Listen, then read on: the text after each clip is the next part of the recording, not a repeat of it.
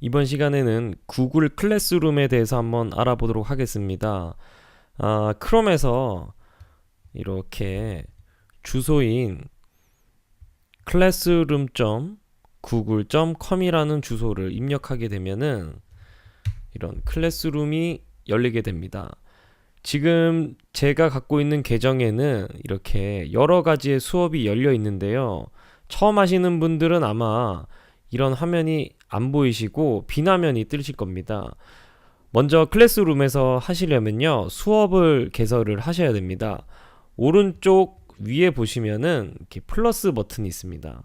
플러스 버튼을 누르셔서 수업 참여하기와 수업 만들기 중에서 선생님께서 수업을 만드셔서 학생들을 가르치시려면 수업 만들기를 클릭을 하셔야 됩니다. 수업 만들기를 한번 클릭해 보도록 하겠습니다. 수업을 만들려면요, 수업 이름과 단원, 제목, 강의실 등의 세부 정보를 입력할 수 있도록 되어 있습니다. 저는 연습이라는 수업을 한번 만들어 보도록 하겠습니다. 단원은 클래스룸 연습, 제목과 강의실은 생략을 하도록 하겠습니다. 이런 수업을 한번 만드는 동안 시간이 조금 걸리는데요. 이거는 구글 드라이브 내에 클래스룸마다 별도의 폴더가 하나씩 생성되기 때문입니다. 지금 방금 연습이라는 수업이 만들어졌습니다. 지금 이렇게 이미지가 보이는데요. 이런 테마는 오른쪽 테마 선택이라는 메뉴를 사용을 해서 바꿀 수 있습니다. 얼마든지. 제가 한번 테마를 바꿔보도록 하겠습니다. 갤러리에 있는 여러 가지 테마 중에서 자신의 수업에 가장 어울리는 테마를 하나 골라주시면 되겠습니다. 저는 이 사진으로 한번 선택을 해보겠습니다.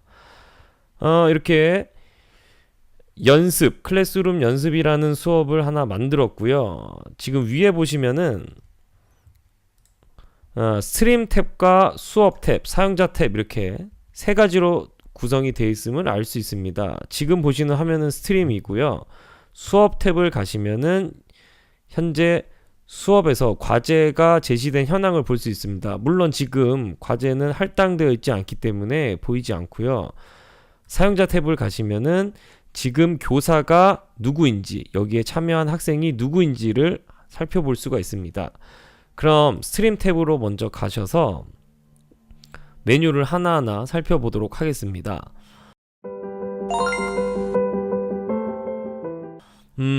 스트림 탭은요, 과제 말고 어떤 공지사항이나 수업에 관련된 정보를 입력하는 공간입니다.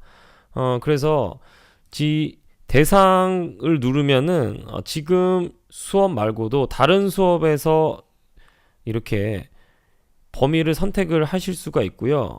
전체 학생을 대상으로 할 건지 또는 특정 학생을 대상으로 할 건지도 고를 수 있습니다. 여기에다가 학생들과 공유할 자료를 또는 공유할 내용을 입력해 보도록 하겠습니다. 이런 간단한 텍스트와 함께 첨부할 파일도 이렇게 넣을 수가 있고요. 두 번째로 구글 드라이브에 있는 파일을 바로 업로드 할 수 있습니다.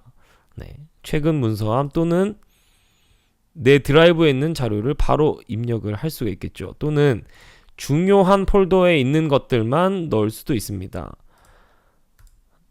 그 다음에요, 이 구글에서 만들다 보니까 유튜브를 바로 삽입할 수가 있는데요. 여기서 바로 유튜브를 누르게 되면 유튜브에서 바로 검색을 할 수가 있습니다. 간단하게 검색을 하면 이런 간단한 동영상이 나오고요.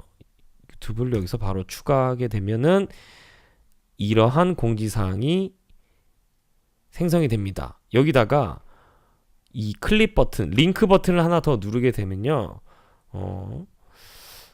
참고할 링크를 같이 넣을 수 있습니다. 제가 한번 링크를 하나 넣어 보도록 하겠습니다. 아무 링크나 이렇게 하나 넣게 되면 이렇게 한 개의 주제에 대한 두 개의 첨부 내용이 포함된 것을 볼 수 있습니다. 이렇게 해서 게시를 하게 되면 수업에 들어온 학생이 수업에 관련한 이런 공지사항을 할 수 확인할 수가 있습니다. 그럼 본격적으로 과제를 한번 제출하고 또는 질문, 평가 이런 것을 하려면 수업 탭에 들어가셔야 됩니다. 수업 탭을 한번 들어가 보도록 하겠습니다. 수업 탭에서는요, 만들기를 누르시면은 여러 가지를 만드실 수가 있는데, 첫 번째로 가장 많이 사용하는 과제, 그 다음에 평가 때문에 쓰는 질문 또는 자료, 그 다음에 가장 중요한 게시물 재사용이라는 버튼이 있습니다. 요거는 제가 좀 이따가 설명드리도록 하겠습니다. 과제를 한번 만들어 보도록 하죠. 과제는요, 선생님께서 학생들에게 과제를 내실 때 쓰는 메뉴입니다. 제목은 연습 과제라고 한번 입력을 해보도록 하죠. 그리고 학생들에게 연습 과제에 대한 안내를 조금 더 입력을 할 수 있습니다. 가장 중요한 기능인 이 학생들에게 점수를 부여할 수가 있어요. 이 과제에 대해서 100점 만점에 얼마까지 점수를 부여할 수 있느냐, 100점 만점에 나는 어떻게 하겠다, 100점 만점의 기준에 몇 점을 주겠다, 이런 기능을 설정하는 거고요. 나는 점수가 필요 없는 과제다, 그럼 미채점을 선택을 하시면 됩니다. 옆에 보시면 마감일이나 주제가 있는데요, 마감일 같은 경우는 이 과제의 마감을 선택을 할 수 있습니다. 요거를 클릭을 하면 현재 날짜와 시간까지도 이렇게 같이 설정을 하실 수가 있습니다. 그 다음에요, 이 동일한 과제도 주제별로 분류를 할 수가 있습니다. 주제가 지금은 없는데 주제를 만들게 되면은 제가 예시 1이라는 주제를 만들고, 주제를 만들면 예시 1이라는 주제가 생성이 되고요. 이따가 과제도 주제별로 보시거나 주제별로 관리할 수 있도록 되어 있습니다. 역시 과제에도 마찬가지로 공지사항에서처럼 첨부 파일을 첨부하거나 구글 들어가 있는 파일을 첨부하거나 유튜브 다른 링크도 하실 수 있습니다. 이렇게 과제를 만들 수가 있습니다. 네, 이런 식으로 쭉쭉쭉쭉 만드시면 되고요. 질문을 한번 만들어 보겠습니다. 질문 같은 경우는 과제랑 조금 성격이 다른데요, 질문은 평가를 위한 것이라고 좀 볼 수 있는데, 질문은 그 전에 설명드렸던 구글 폼즈랑 조금 비슷합니다. 질문을 하나 만들어 보도록 하겠습니다. 오늘 강의에서 가장 인상 깊었던 기능은, 이런 질문을 하나 만들면요, 여기 아래 보시면은 이 질문이 단답형이냐 객관식이냐 이렇게 분류가 됩니다. 이렇게 단답형 평가 문항이나 객관식 평가 문항을 선택을 할 수 있어요. 객관식 평가 문항 같은 기능은 이렇게 보기를 만들 수가 있습니다. 이거는 구글 폼즈에서 했던 거니까 설명을 좀 생략하도록 하겠습니다.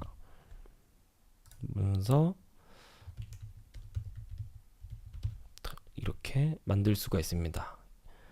이렇게 만들면은 학생에게 질문이 생성됐음을 알 수 있습니다. 그리고 아까 전에 가장 중요하다고 설명드렸던 게시물 재사용이라는 버튼이 있는데요, 요것 같은 경우는 이미 냈던 과제를 재사용할 수가 있어요. 늘 반복하는 과제나 자주 사용하는 질문들은 이렇게 따로 관리를 하셔서 다른 수업에서 했던 과제를 다시 낼 수도 있습니다.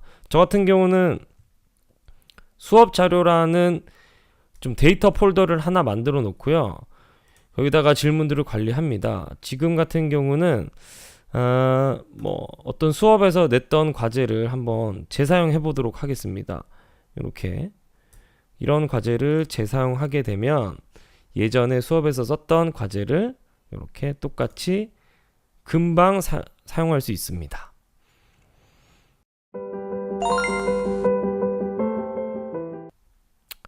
사용자 탭에서는요, 지금 교사를 추가하거나 또는 학생을 추가할 수 있습니다. 이 한 개의 수업에서 한 명의 교사만 있는 게 아니라 공동 선생님이 있을 수 있잖아요. 그럴 때 교사에서 여기 플러스 버튼을 눌러주시면은 공동의 선생님을 추가하실 수도 있고요. 학생회 같은 경우는 학생 이름이나 이메일 주소가 있다면 바로 초대하셔도 되고, 가장 쉬운 방법은 학생을 초대하거나 학생에게 다음 수업 코드를 제공하세요 라는 이 안내 문구에 보면 끝에 이 6, 7자리의 영소문자 조합의 이런 수업 코드가 나옵니다. 예.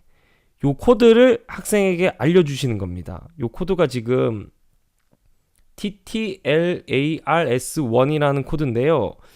요 코드를 학생에게 가르쳐 주시면은 학생들은 이 코드를 입력해서 들어올 수가 있습니다. 제가 한번 보여드릴게요. 수업 홈으로 가셔서 아까 전에 말씀드렸던 플러스 버튼에서 플러스 버튼을 누르면 수업 참여하기 버튼이 있어요. 네, 수업 참여하기 버튼을 누르면은 이런 문구가 뜹니다. 선생님으로 맡은 수업 코드를 받아 여기에 입력하세요. 이런 문장이 뜨는데 여기에 아까 전에 선생님이 만들었던 수업 코드 TTRSLR1이라는 코드를 입력을 하게 되면은 그 수업에 참여를 하게 되는 거죠.